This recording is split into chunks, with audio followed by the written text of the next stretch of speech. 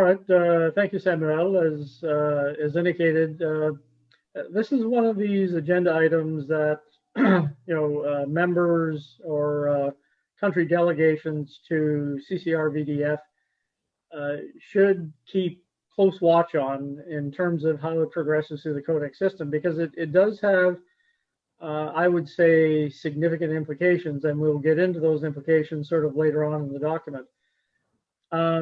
Historically, it goes back a number of years to CCRVDF 22, and a request was made to JECVA on whether or not this is primarily looking at vet drugs that are approved for use in fish, so finfish species. Could they be extrapolated to crustaceans or mollusks or other similar groups, depending on the groupings of these food items? And it kicked around for a bit. JECVA looked at it. Surprisingly, the exact same year, the request came in and indicated that it would require further information about what species or what groupings would have to be. So as you go through the list, it then CCRVDF agreed to establish an electronic working group. But once again, to look at extrapolation of MRLs to finfish to non-finfish species such as crustaceans and mollusks, etc. And this EWG that would have worked through the CCRVDF system was looking at a variety of factors trying to address the questions that JECVA had put forward. So then as you go to CCRVDF 24, the electronic working group had initially considered fish. And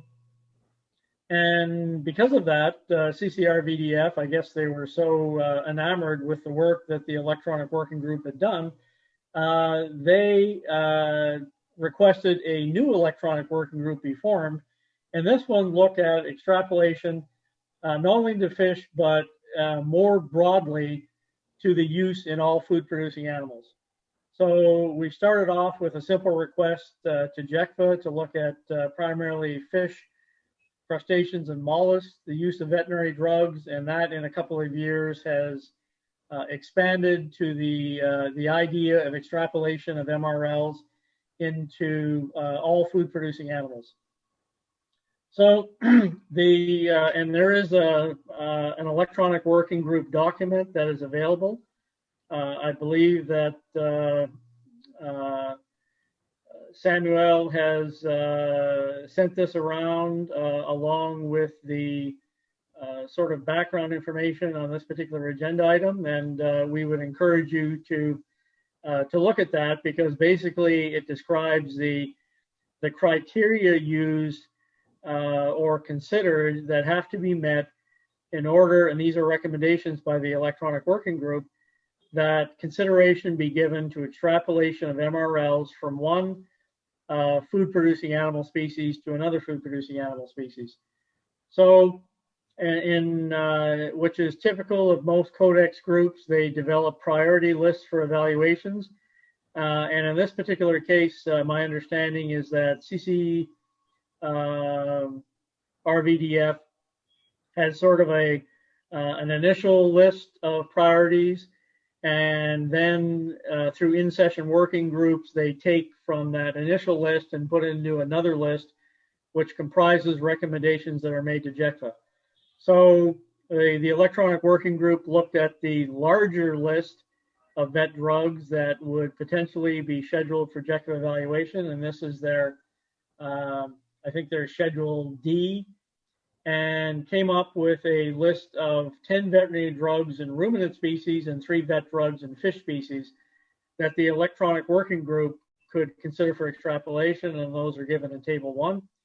So the discussion paper, which was produced by the electronic working group, had the charge, and this was chaired by the European Union, co-chaired by Costa Rica, that they were charged with and this is typical of the codex process, that the committee provides direction to the electronic working group in identifying points they want raised or questions they want answered. In this particular case, the electronic working group terms of reference are provided. And I think these are on page 3. There are 3 bullet points. So basically, to explore pragmatic ways in how CCRVDF could extrapolate MRLs from one or more species. The second one is prepare and contrast such approaches with revised option C for aquatic species. And this is where you would have to go back to earlier CCRVDF reports, and essentially they developed a flow chart which has not been promulgated to date, but it provides them guidance on how, relating back to the initial question, how MRLs in fish and crustaceans and bivalves could be extrapolated between these groups. And then the last one was to conduct a pilot extrapolation of MRLs, and these are all food-bearing species that they considered applicable from their Part D of their priority list. So this is the priority list, which would be discussed at CCRVDF meetings, and from there, recommendations would be given to JECFA for their work in this areas. So, and unfortunately, at least I didn't have the, let's say, luxury of participating in this particular EWG because it wasn't registered in the CCRVDF meeting. But there was 2 rounds of the discussion paper that have gone through, including a number of comments that would have been submitted by participants in this EWG, and those details would be available in the meeting report. How many countries actually participated and how many provided comments, and what their overall interpretation of the recommendations from the EWG were. So I think as Samuel has scrolled down here, they have provided a number of criteria which have to be met.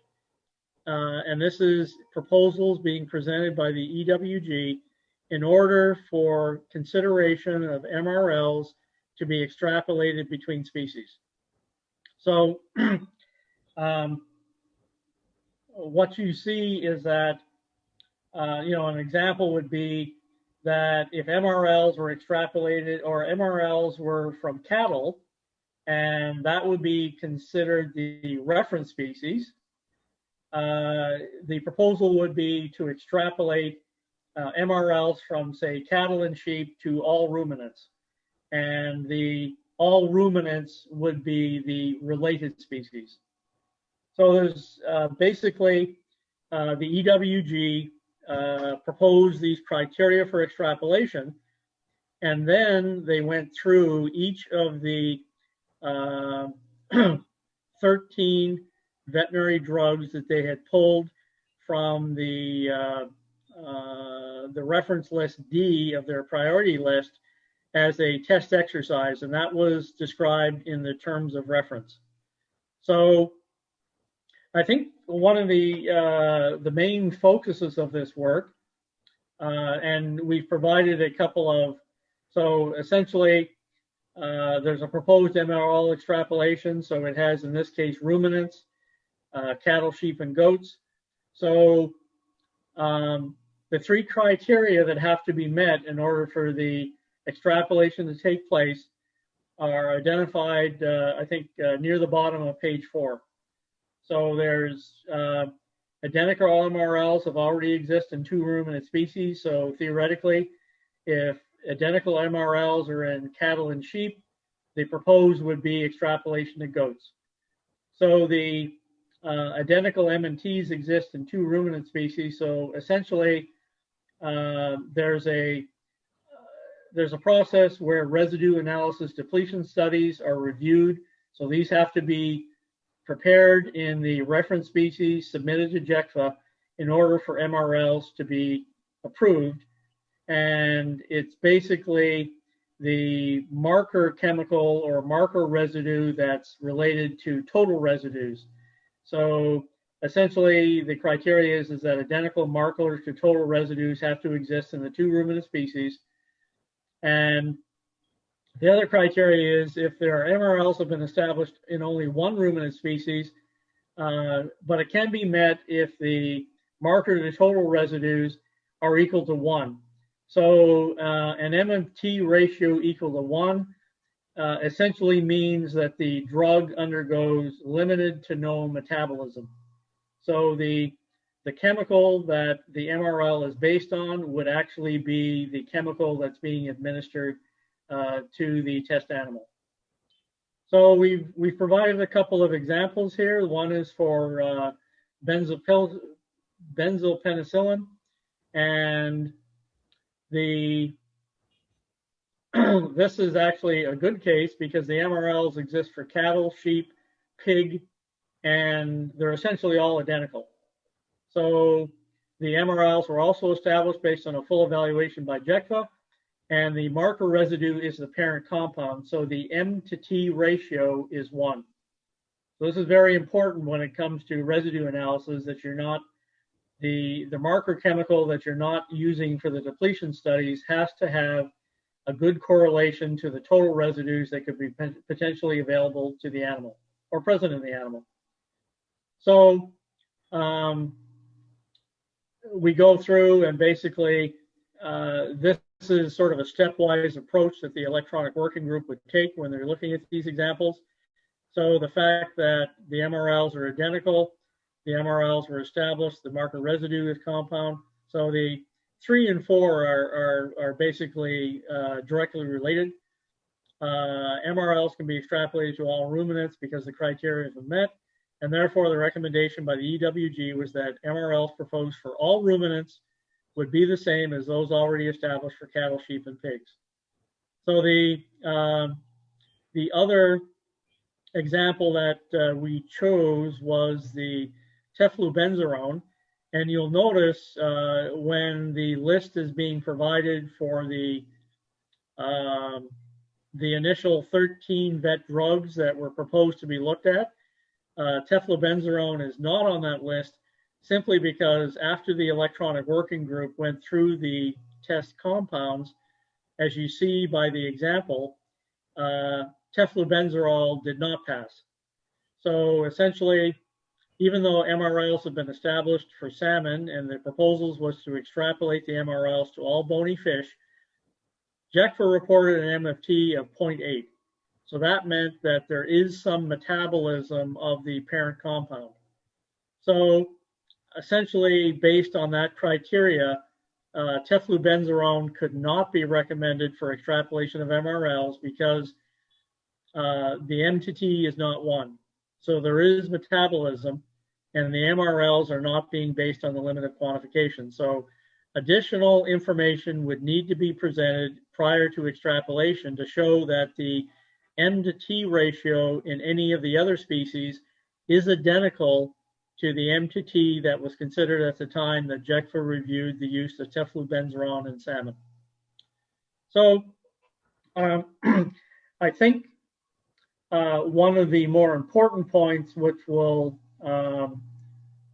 likely garner some continued discussion as this process moves forward, is we've outlined it here in section 3.4 of the procedural manual for CCRVDF, and this is evaluation of risk management options. The recommendation for extrapolation of MRLs already existed in the procedural manual, but it was only where JECFA has identified that is scientifically justifiable and all the uncertainties have been clearly defined. So theoretically, a proposal would have to be made to JECFA prior to the extrapolation of MRLs. So and once again, you would, if you had the luxury of attending the previous CCRVDF meetings, at some point, the committee decided to delete the JECFA requirement for extrapolation of MRLs from the procedure manual, which would have been required in order to extrapolate MRLs without a full JECFA evaluation.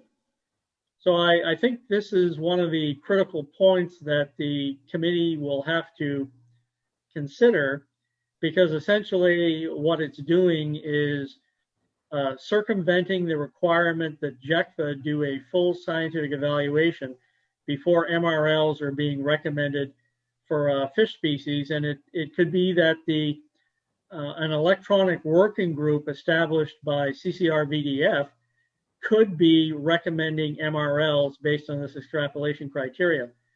So I know that there's another agenda item which I think is also very important, and this is one of the subtle undertones that sometimes you get to these codex meetings that on the surface don't appear to be significant, but can have significant implications as they move forward in the codex process.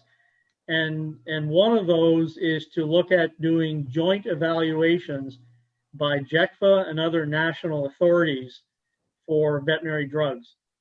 So typically what happens if it's for contaminants or food additives or pesticides, a lot of times these come into the JECFA procedure where they have already been reviewed and approved, or a decision has been made by other national authorities. So there is a recommendation for at least CCRVDF that they take into consideration the use of joint review. So theoretically, if a supporter had submitted to, say, FDA and JECFA at the same time, is that JECFA and FDA would do a joint evaluation and come to an opinion that would not strictly be the independent JECFA opinion, but the evaluation would be conducted in collaboration with another national authority. So it sort of remains to be seen how that will follow through and progress through the codex process, but there is an agenda item for CCRVDF 25 where it's being considered to look at joint evaluation. So there's a couple of significant elements in this particular meeting that's coming up, and essentially some of the one of the main issues is the fact that the MRLs could be recommended outside of the typical JECFA process. You know, that's not saying that JECFA can't participate in the electronic working group and hasn't had an opportunity to review the criteria that have been established. But essentially, there's this idea that if MRLs were going to be recommended outside of the JECFA process, they would have to be identified as being MRLs not being strictly recommended by JECFA. So it is a very interesting element that would have to be further discussed by the Codex Committee.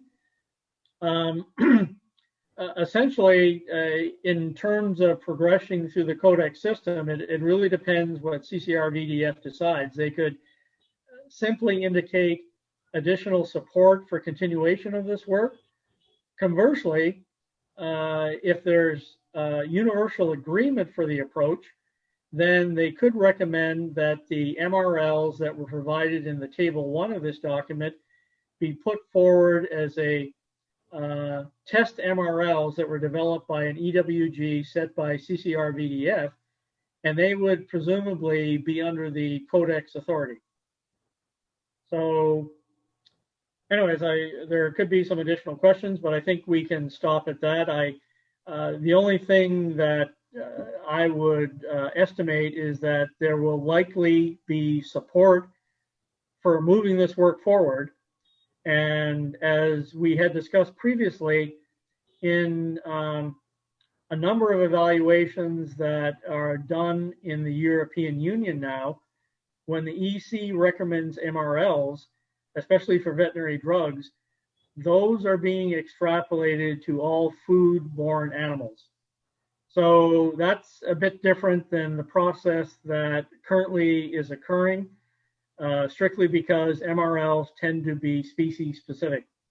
So I would anticipate, based on the fact that the EU chaired this electronic working group, that EU member states would likely support the continuation of this work and possibly even extrapolation of the proposed maximum residue limits that have been identified through this process.